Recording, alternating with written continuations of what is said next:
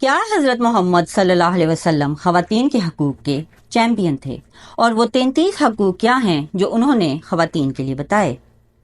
جاننے کے لیے ساتھ رہیے۔ السلام علیکم، میں ہوں شاہدہ پروین اور آپ دیکھ رہے ہیں تزکیہ اردو۔ حضرت محمد مصطفیٰ صلی اللہ علیہ وسلم کا خواتین کے حقوق پر گہرا اثر ان کی تعلیمات اور اعمال سے ظاہر ہوتا ہے۔ قبل از اسلام عرب میں خواتین کے ساتھ امتیازی سلوک ہوتا تھا، لیکن نبی پاک صلی اللہ علیہ وسلم کی تعلیمات نے معاشرتی رویوں کو تبدیل کر دیا اور عزت اور وقار پر زور دیا۔ ان کی تعلیمی میراث جو خواتین کے حقوق کے مختلف پہلوؤں میں ظاہر ہوتی ہے، آج بھی دنیا بھر کے اسلامی معاشروں میں اثر انداز ہو رہی ہے۔ جب میں نے اس ویڈیو کے لیے تحقیق کی تو مجھے حضرت محمد صلی اللہ علیہ وسلم کے بتائے ہوئے خواتین کے 33 حقوق ملے۔ یہ موضوع کافی وسیع ہے، اس لیے میں نے اسے 2 حصوں میں تقسیم کرنے کا فیصلہ کیا ہے۔ آئیے شروع کرتے ہیں۔ نمبر 1، مساوات کا حق۔ قبل از اسلام عرب میں خواتین کو کمتر سمجھا جاتا تھا۔ نبی پاک صلی اللہ علیہ وسلم نے صنفی مساوات پر زور دیا، جیسا کہ قرآن مجید میں فرمایا گیا ہے کہ نیکوکار مرد اور عورت دونوں کو اچھی زندگی ملے گی۔ نمبر 2، زندگی کا حق۔ نبی پاک صلی اللہ علیہ وسلم نے خواتین کے حق کی زندگی کو برقرار رکھا، جو کہ اسلام کا بنیادی اصول ہے۔ انہوں نے بچیوں کے قتل کے مکروہ عمل کو ختم کیا اور جنگ کے دوران خواتین کے تحفظ کو یقینی بنایا۔ نمبر 3، قانونی شناخت کا حق۔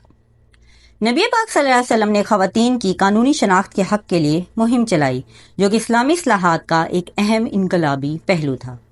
انہوں نے قانون کے سامنے برابری پر زور دیا، تعلیم، اقتصادی شرکت اور قانونی شہادت جیسے حقوق کو واضح کیا۔ حضرت عائشہ رضی اللہ تعالیٰ عنہ اپنی علمی خدمات کے لیے مشہور تھیں۔ انہوں نے قرآن و حدیث کی روشنی میں شرعی فیصلے دیے اور نبی پاک صلی اللہ علیہ وسلم نے خود ان کی تصدیق کی۔ حضرت ام عطیہ رضی اللہ تعالیٰ عنہ نے جنگ کے دوران زخمیوں کی دیکھ بھال میں اپنا کردار ادا کیا، جو خواتین پر اعتماد اور ان کے سماجی اور قانونی اختیارات کی عکاسی کرتا ہے۔ نمبر 4، تعلیم کا حق۔ نبی پاک صلی اللہ علیہ وسلم نے خواتین کے حق تعلیم کی حمایت کی، اس کی اہمیت کو دونوں جنسوں کے لیے اجاگر کیا۔ انہوں نے خواتین کو براہ راست ان سے علم حاصل کرنے کا موقع دیا، جیسا کہ ان کے لیے مخصوص تعلیمی سیشن سے ظاہر ہوتا ہے۔ نمبر 5، معاشرے میں فعال شرکت کا حق۔ نبی پاک صلی اللہ علیہ وسلم کے دور میں کئی خواتین تجارت، تعلیم اور معاشرتی امور میں فعال تھیں، جو معاشرتی اصولوں کو چیلنج کرتے ہوئے اپنے معاشرے میں نمایاں کردار ادا کر رہی تھیں۔ حضرت خدیجہ بنت خویلد، حضرت عائشہ بنت ابی بکر اور حضرت ام سلمہ رضی اللہ تعالیٰ عنہما خواتین کے فعال شرکت کی مثالیں ہیں، جو زندگی کے مختلف شعبوں میں ان کے اثر و رسوخ کو ظاہر کرتی ہیں۔ نمبر 6، عزت و احترام کا حق۔ نبی پاک صلی اللہ علیہ وسلم کے دور میں خواتین کی عزت و احترام بنیادی اصول تھے، جنہیں اسلامی تعلیمات نے برقرار رکھا۔ نبی پاک صلی اللہ علیہ وسلم کا خواتین کے ساتھ ذاتی برتاؤ ان کی تعلیمات کا عملی نمونہ تھا۔ وہ اپنی بیویوں اور بیٹیوں کے ساتھ انتہائی احترام اور عزت سے پیش آئے اور باہمی محبت اور شراکت داری کے ماحول کو فروغ دیا۔ نمبر 7، ماں کی تعظیم کا حق۔ نبی پاک صلی اللہ علیہ وسلم نے ماں کی تعظیم کی تعلیم دی اور اسے اسلامی روایات میں بلند مقام عطا کیا۔ ان کی تعلیمات میں ماں کی عزت و احترام پر زور دیا گیا اور یہ کہا گیا کہ جنت ماں کے قدموں تلے ہے، جو ماں کی دیکھ بھال کی اہمیت کا گہرا ثبوت ہے۔ انہوں نے ماں کے حقوق وراثت اور مالی معاونت کو قانونی طور پر تسلیم کیا اور ان کے بلند مقام کو معاشرت میں مضبوط کیا۔ ماں کی تعظیم کا یہ سبق آج بھی اسلامی اقدار کا حصہ ہے اور مسلمان معاشروں میں ماں کے کردار کو انتہائی احترام سے دیکھنے کا رواج ہے۔ نمبر 8، وراثت کا حق۔ نبی پاک صلی اللہ علیہ وسلم نے خواتین کے لیے وراثت کے حقوق متعارف کرائے۔ یہ قوانین جو قرآن میں مقدس ہیں، خواتین کو وراثت کا منصفانہ حصہ دینے کو یقینی بناتے ہیں۔ حضرت سعد بن ربیعہ کی بیٹیوں کا واقعہ ان قوانین کی عملی تطبیق کو ظاہر کرتا ہے۔ نمبر 9، مالی خود مختاری کا حق۔ اسلام میں خواتین کی مقدرت کی مثال حضرت زینب رضی اللہ تعالیٰ عنہا کی کہانی سے ملتی ہے، جنہوں نے شاندار مالی خود مختاری کا مظاہرہ کیا۔ انہوں نے اپنے شوہر اور یتیم بچوں کی مالی مدد کی اور نبی پاک صلی اللہ علیہ وسلم سے اپنے خرچ کی قانونی حیثیت کے بارے میں رہنمائی طلب کی۔ یہ کہانی نہ صرف ان کی مالی خود مختاری بلکہ اسلامی تعلیمات میں مالی معاملات میں خواتین کی رائے کی اہمیت کو بھی اجاگر کرتی ہے۔ نمبر 10، جائیداد کی ملکیت اور کنٹرول کا حق۔ حضرت محمد مصطفیٰ صلی اللہ علیہ وسلم نے جائیداد کی ملکیت کے شعبے میں خواتین کو حق دلایا۔ آپ صلی اللہ علیہ وسلم کی تعلیمات کے مطابق خواتین کے حق ملکیت اور دولت پر زور دیا گیا۔ آپ نے خواتین کے حق کو تسلیم کیا کہ وہ اپنی جائیداد خرید یا فروخت کر سکتی ہیں اور کرائے پر بھی دے سکتی ہیں۔ یہ حق مکمل طور پر تسلیم کیا جاتا ہے اور اس میں کوئی تبدیلی نہیں ہوتی، چاہے وہ غیر شادی شدہ ہوں یا شادی شدہ ہوں۔ نمبر 11، شادی میں رضامندی کا حق۔ نبی پاک صلی اللہ علیہ وسلم نے شادی میں خواتین کے حق رضامندی پر زور دیا، جو اس وقت ایک انقلابی تصور تھا۔ ان کی تعلیمات میں شادی سے قبل عورت کی منظوری کی اہمیت پر زور دیا گیا۔ روایات میں ان واقعات کو بیان کیا گیا ہے جہاں نبی پاک صلی اللہ علیہ وسلم نے عورت کی رضامندی کے بغیر شادی کو منسوخ کیا، جس سے اس کی قانونی اہمیت کو اجاگر کیا گیا۔ جب ان کی بیٹی حضرت فاطمہ رضی اللہ تعالیٰ عنہا کو حضرت علی رضی اللہ تعالیٰ عنہ نے نکاح کے لیے طلب کیا تو نبی پاک صلی اللہ علیہ وسلم نے حضرت فاطمہ کی خواہشات کو جانے بنا اپنی رضامندی نہیں دی، جو شادی کے فیصلوں میں عورت کی مرضی کی اہمیت کو ظاہر کرتا ہے۔ نمبر 12، بیواؤں کے حقوق۔ نبی پاک صلی اللہ علیہ وسلم نے بیواؤں کے حقوق کی حمایت کی اور ان کی حفاظت اور عزت کو اسلامی معاشرے میں یقینی بنایا۔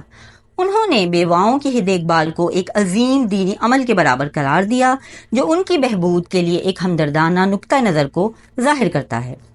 ان کی تعلیمات اور اعمال کے ذریعے بیواؤں کو مالی وراثت، رہائشی سپورٹ اور دوبارہ شادی کا حق دیا گیا، جو ان کے تحفظ اور معاشرے میں انضمام کو یقینی بناتا ہے۔ نمبر 13، گواہی دینے کا حق۔ عرب میں خواتین کے قانونی معاملات میں گواہی کے حق کو تسلیم کرنا ایک انقلابی اصلاح تھی، جو نبی پاک صلی اللہ علیہ وسلم نے متعارف کرائی۔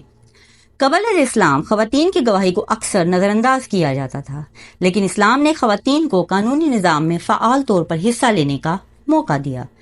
ان کی زندگی کے مختلف واقعات ہیں جن میں مالی معاملات، ذاتی امور اور قانونی تنازعات میں خواتین کی گواہی کو قبول کیا گیا۔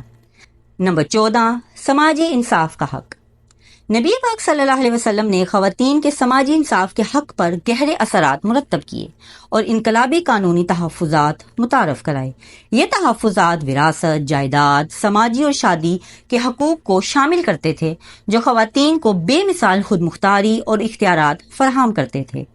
انہوں نے خواتین کو شادی کی شرائط پر گفت و شنید اور طلاق کا حق بھی دیا۔ ان کے آخری خطبے نے مردوں اور عورتوں کی برابری پر زور دیا اور ان کی میراث کو خواتین کے حقوق کے چیمپئن کے طور پر مضبوط کیا۔ نمبر 15، راہ دہی اور اظہار رائے کا حق۔ حضرت محمد مصطفیٰ صلی اللہ علیہ وسلم کے زمانے میں خواتین کی رائے دہی یا اپنی رائے کے اظہار کا تصور کئی واقعات میں دیکھا جا سکتا ہے۔ ایک قابل ذکر مثال بیت عقبہ ہے، جہاں خواتین نے نبی پاک صلی اللہ علیہ وسلم سے وفاداری کا عہد کیا، جو سیاسی شرکت اور ذاتی انتخاب کی ایک شکل تھی۔ مزید برآں خواتین مختلف امور پر کھل کر سوالات کرتی تھیں اور نبی پاک صلی اللہ علیہ وسلم سے مشورہ طلب کرتی تھیں، جو ان کی اپنے رائے کے اظہار اور زندگی کے فیصلہ کرنے کے حق کو ظاہر کرتا ہے۔ نمبر 16، نقل و حرکت کا حق۔ نبی پاک صلی اللہ علیہ وسلم کے دور میں خواتین کو نقل و حرکت کا حق حاصل تھا، جس کے تحت انہیں حج، ہجرت اور خاندان سے ملنے جیسے مختلف مقاصد کے لیے سفر کرنے کی اجازت تھی، اس زمانے کے اصولوں اور حفاظتی تقاضوں کے مطابق۔ نبی پاک صلی اللہ علیہ وسلم کی زندگی کے واقعات اس حق کو اجاگر کرتے ہیں، جیسے کہ خواتین کا ہجرت مدینہ میں شرکت اور آپ صلی اللہ علیہ وسلم کے ساتھ ہجرت الوداع میں شامل ہونا۔ احادیث میں بھی خواتین کی نقل و حرکت کی تصدیق ہوتی ہے، جہاں ان کا اونٹوں اور گھوڑوں پر سواری کرنا بیان کیا گیا ہے، جو اس وقت کے عام سفری ذرائع تھے۔ یہ پہلا حصہ یہاں ختم ہوتا ہے اور باقی 17 حقوق کے لیے دوسرے حصے کا انتظار کریں۔ اگلی بار تک آپ جہاں بھی ہوں امن اور فضل کے سائے میں ہوں۔ السلام علیکم ورحمۃ اللہ وبرکاتہ۔ لائک اور سبسکرائب کرنا نہ بھولیے گا۔